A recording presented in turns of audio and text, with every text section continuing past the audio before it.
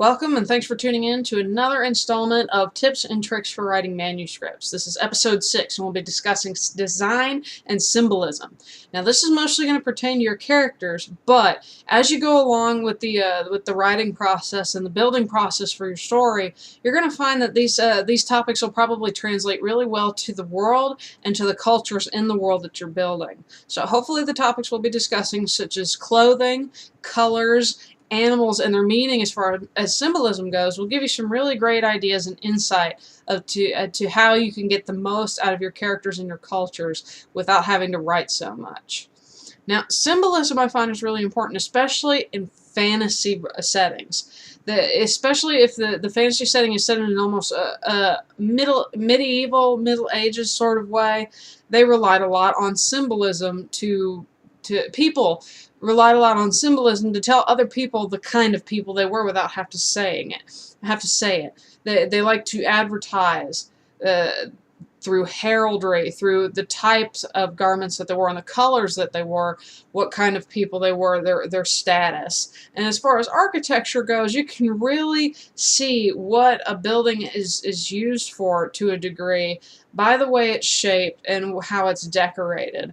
Chapels and cathedrals being the prime example of symbolism in architecture. Just the way that they were shaped in the early periods, the early part of half of the last millennia, you can really pick them out over other buildings of similar size. Just the way they're decorated, and that seemed to carry here to the States and through all of Europe in particular, through most of the world. You can almost pick out temples and churches out from all of the other buildings in a city or a town or whatever. You seem to always know just by looking at it what it's for. So shapes and images play a really large role in how characters and worlds and architecture is received in literature, because it gives the reader so much more information than what you're physically telling them. They get more out of what they read, and that's a little less work for us as writers. So using the right symbolism and the right color combinations and whatnot, it can really flesh out your character in a subconscious manner that sometimes readers don't even catch it. So hopefully what I'm going to cover will be able to help you find that right symbolism for you, those right colors for you to flesh out your story and get the most out of what you've done. So first of all, let's talk about heraldry. We don't use it so much now in the new millennia because it's not entirely necessary. Who your family is and who your family was isn't that big of a deal in this day and age so much anymore. I mean, for some folks, yes, it is. For those of us kind of like on the upper crust of society, who your family is still kind of an issue. But as far as literature, let's just stick with literature. In the medieval setting, yes, who your family was a huge issue with people. So oftentimes when you had a powerful and wealthy family, they would have symbols that on their coat of arms and their family standard and what that would tell people, hey, we're important. And studying heraldry will really let you capture the old-fashioned way of advertising your status. Because every symbol on a shield or a breastplate, a coat of arms, a banner, whatever, it meant something. It meant something very specific, like your own family coat of arms. Take a look at it, look it up, and see what symbols make up this how it relates to your family. Find out what the symbols mean and see how accurate they are in comparison to what your family, the nature of your family members, if they're still holding true to the old ways or if things have changed. This will really help you get a grasp of how that can advertise your characters in your story. Now, and it doesn't have to necessarily keep to a fantasy, middle-aged, or even historical fiction type of setting. It can apply to almost anything. Just as long as you use it just right, and hopefully we'll get to that here shortly. The meanings of dreams is another way to help yourself translate symbolism, because often enough things that happen in your dreams or things you see in your dreams mean something in particular, but on a much more personal level. Unlike heraldry, which is meant to project what you're about to people, the things that happen in your dream are meant to project what you're thinking subconsciously to your consciousness, so that you realize, hey, maybe something's wrong with me, but what is it? And your dreams will produce symbols for you to try and translate. And I'm just mentioning this technique because it's really going to help you get a hold of, being aware of what symbols are and what their possible meanings. And if you're writing dream sequences in your books, this would probably also be a very good idea for you to do. There are multitudes of books on discerning dream meanings and how events in your dreams can have a significance to what is going on in your life at the time. So study that, and that's definitely going to give you an edge on discerning symbolism. Which it also kind of blends into psychology, another topic I'm considering, because psychologically symbols can really impact a person, such as I know I probably mentioned Hitler in a previous in Heroes and Villains. I mentioned Hitler. He had a lot of symbolism in the Nazi government. You had the Romanesque banners with the eagles and wreaths, which kind of gave the world that imagery of a resolute and long withstanding organization. It was well disciplined and it was strong. And the Third Reich in general was full of symbolism, the swastika being the most notable, which is actually a religious symbol that crosses many other cultures, including the Germanic culture. So symbolism can have a huge impact on people even today.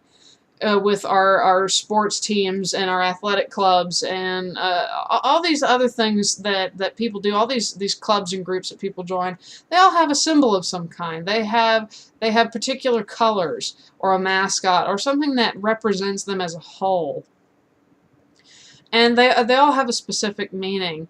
And getting in touch with psychology can really help you better understand what those things might mean to those people in particular, or just knowing where they got their symbols from, where the symbols originated, is really going to help you pan out psychologically what these people are or what their culture is. So that's another important thing to look at. Psychology has always helped me, so I'm probably going to bring that up several times, especially in the upcoming episodes of some of the episodes I have planned out. Psychology is really going to help clear a lot of the mystery for some of you guys who are open to it. Let's see, another religious text.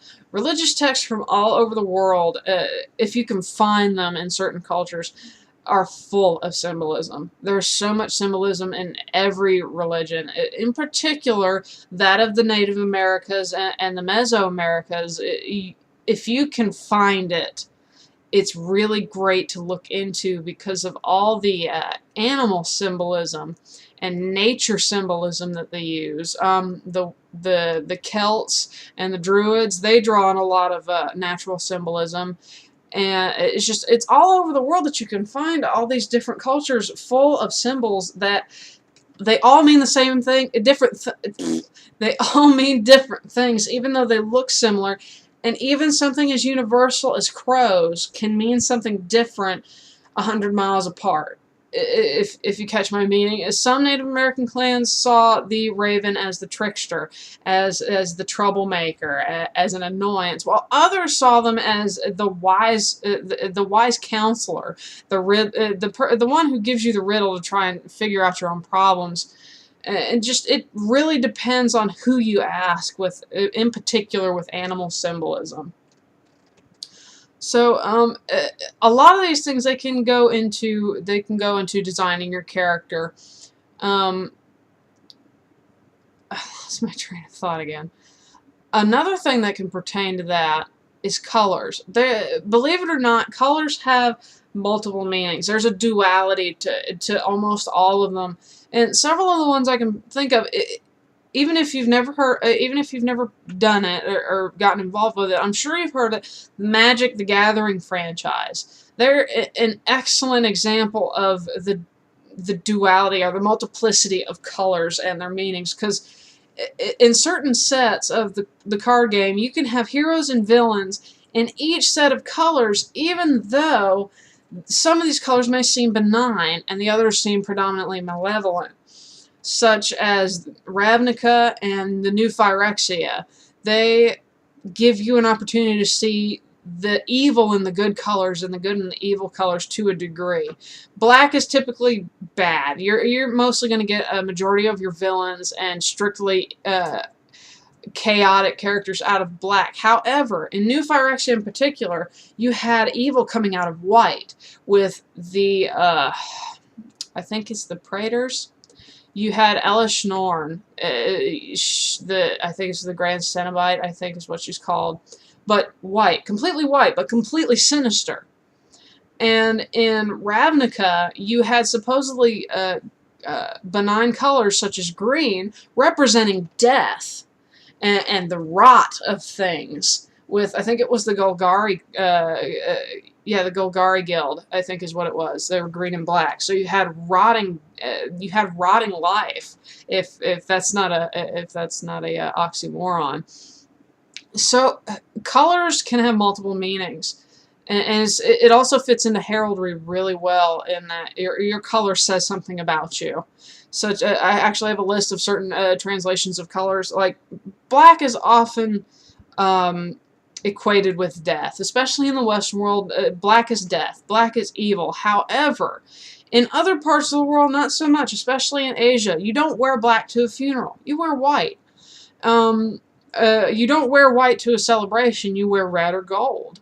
And in Asia, in most Asian martial arts, your black belt is a sign of wisdom, that you understand something that most others don't. So you can see black in two different ways.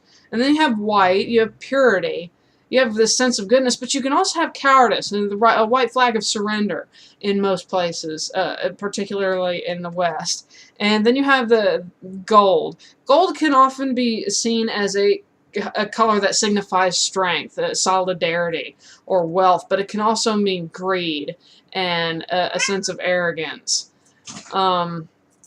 Let's see, and then we covered green. It can be a life color, a color of life and virility in some circles, but it can also mean rotten disease. In some interpretations of green, you have that acidic green, like the slime coming from the monster's jowls, or the venom in a snake's fang is often depicted as green. Or blue, especially in Magic the Gathering, seems to be a color of mystery, of something unseen, as you have a lot of mind games in blue with Jace Belair and the Mind Sculptor, but it can also be a color of misery. Everything is dismal. I'm blue without you. You know, that color conveys a particular emotion. And then, of course, red. You have love. You have lust. The heart is red. But you also have savagery and bloodshed and warfare. So colors have a duality to them. At the very least, a duality. You can interpret as many meanings from colors as you want, but that's usually the ones you're going to find. And they can really translate to conveying what a character stands for in the proper use. So, as far as symbolism goes, they're going to play a lot. They can do a lot for your characters, but only when used in proper proportions and in the right light, I suppose. You need to have some discretion. Show some mercy with the symbolism you use, because you don't want to overload your reader with too much symbolism, because it could stand and confuse them. Or just give them too much to remember. Now, as far as animal symbolism goes, it depends on who you ask, what part of the world you're looking in. Because most of the Western world will see wolves as a problem. They'll see them as an annoyance, a threat to their livelihood, while others can see them as wise and helpful, keepers, the lords of the wood. So depending on who you ask and what fits your character best, you can judge. If animal symbolism is what you're going for, you can judge what best fits them.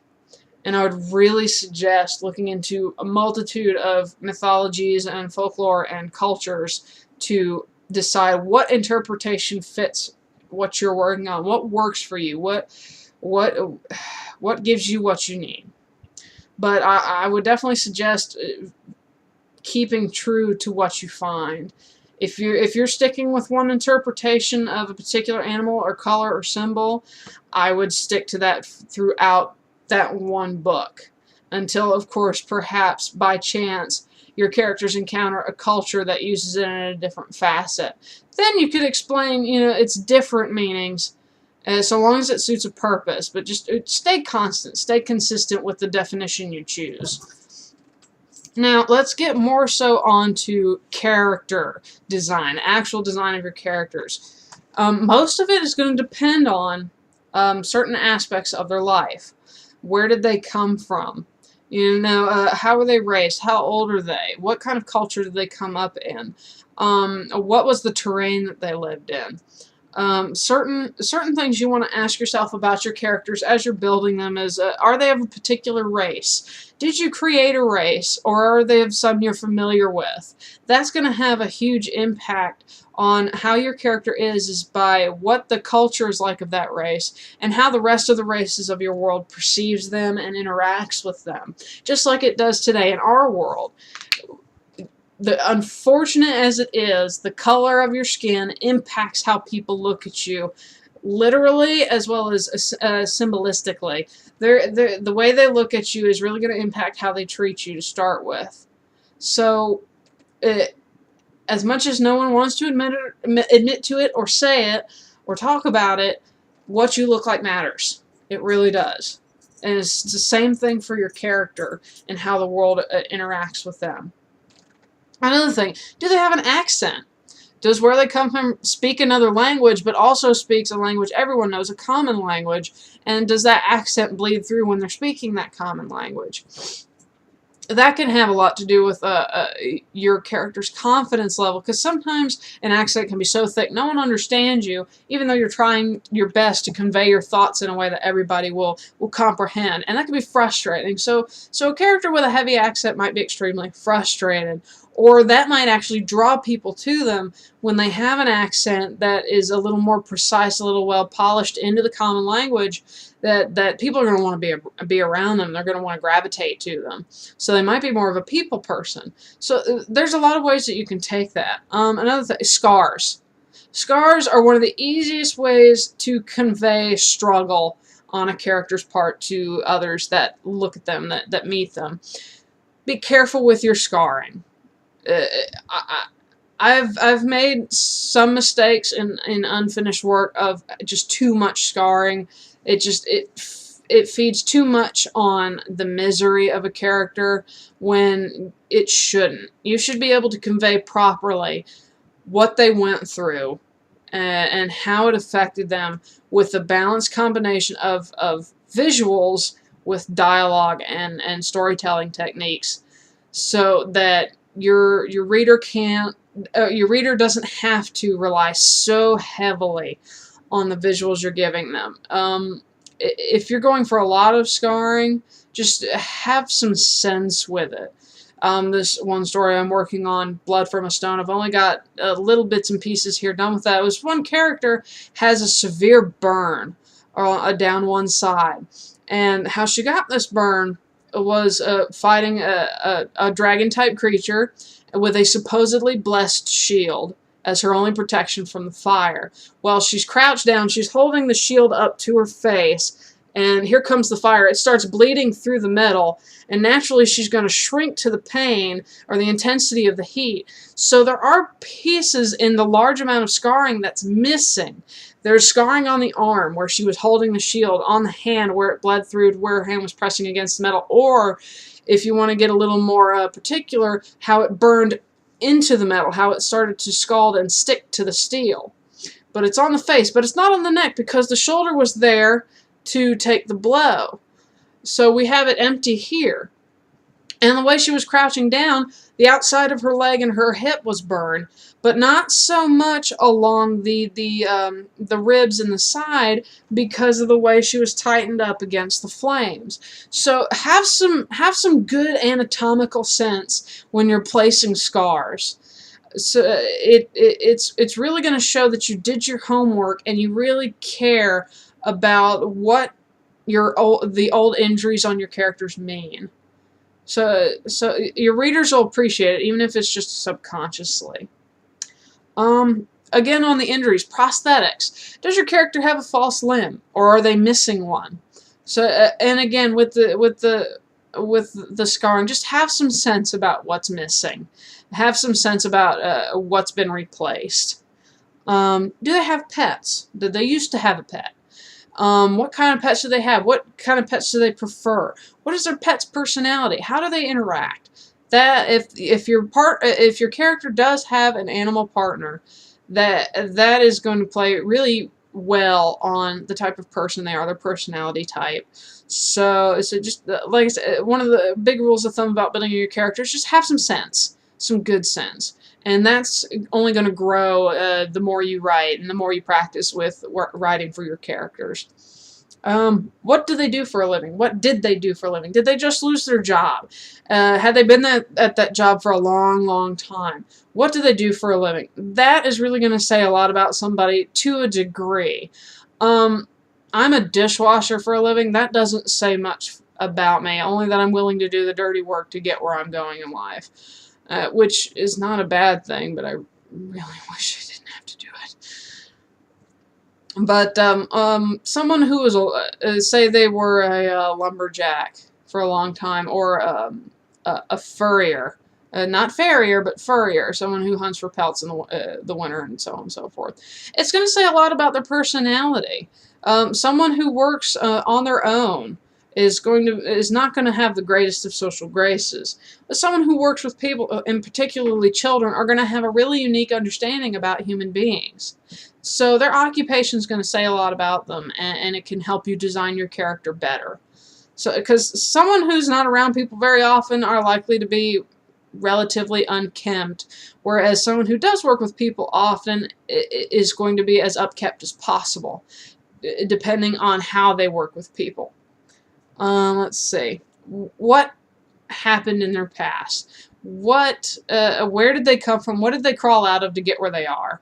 That is one of the biggest catalysts to character design and character behavior, is where did they come from? What did you, as their god, hand them to bring them to this point that they are involved in your story? So just that's something you really need to give a lot of your focus to, even if you kind of forego all the other things I've discussed so far. Where your character came from is going to be the foundation for just about everything else in the design, in their behavior in general. So the events of their life is the biggest focal point for you as a creator. So don't forget about that.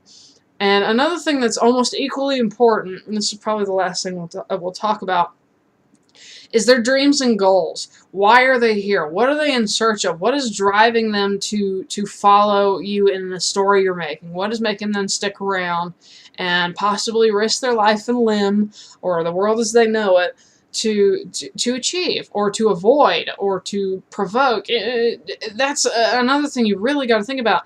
And don't try to convey their dreams and goals all at once.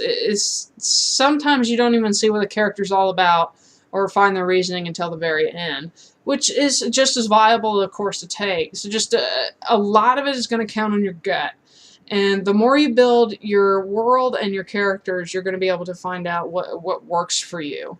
So while we mostly talked about characters, all of these things can still translate fairly well to architecture and landscape. Study landscapes that have been ravaged by drought, by crop blights, by floods, by other natural disasters.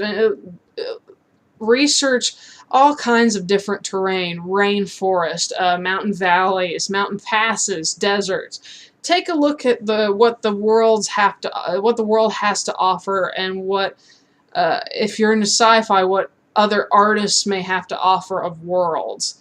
So, and just kind of build on that. Take what you find and brainstorm it to make it into something you can use. So, quick recap. Meanings behind clothing, colors, and animals. Just study the people of the world, and you'll be able to find that happy medium of what you need. And study heraldry to find out what certain symbols mean for people, what they advertise to others. Dream meanings, psychology, religion, and folklore are really great starting points to find symbols that you might be able to use for conveying your characters or conveying your world. And just really think about the really nitpicky points about your character, their race, if they have an accent, scars, missing limbs, pets, occupations, what do they do, what are they about, do they have companions, what are they after. These things are really going to help you build your characters, and it's going to make writing dialogue for them a little easier also. Once you understand them, you'll be comfortable with them, and it'll make the writing process for them a lot easier. So that covers this episode on design and symbolism. Next episode, episode 7, taboo subject matters. We'll be covering on topics that may or may not be the safest thing to touch, but can still be touched if you're careful, and I'll tell you how, or at least I'll do my best to tell you how. So thank you for tuning in. If there's anything I didn't cover or answer for you in the video, please ask a question and leave a comment below. And I hope to see you again soon at episode 7 of Tips and Tricks for Writing Manuscripts. Thanks a lot.